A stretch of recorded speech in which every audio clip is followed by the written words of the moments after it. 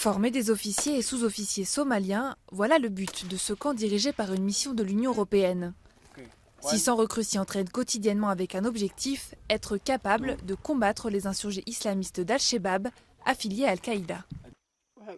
On m'a appris à me protéger des tirs adverses et à distinguer les civils des ennemis. Et quand il s'agit de mes ennemis, je sais quand les tuer et quand les capturer.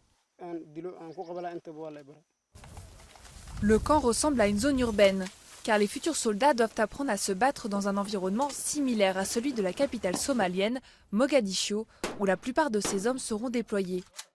Ici comme là-bas, leur solde est payé par la communauté internationale. On aimerait maintenant bénéficier de meilleurs équipements sur le terrain et dans les zones peuplées. Et une fois de retour en Somalie, on espère une augmentation de salaire. Quand les troupes auront fini leur entraînement, elles rejoindront celles de l'Union africaine. C'est ce qui attend ce futur médecin urgentiste.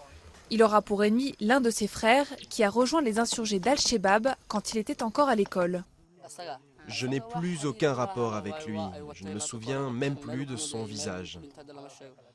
Ces derniers temps, l'Union africaine a marqué des points contre les insurgés.